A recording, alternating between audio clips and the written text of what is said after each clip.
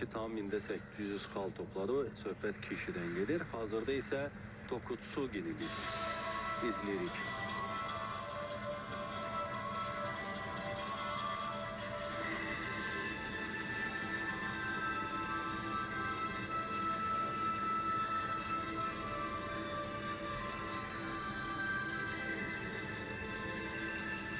Geriyə doğru ikili salto izlədik.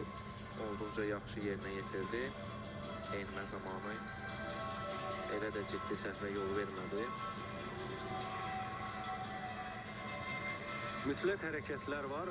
Vacibdir ki, onları mütləq yerinə yetirsin. Yoxsa hər bir gimnast sərbəst öz seçimində? Bəli, müəyyən qaydalar var ki, bir diaqonal üzrə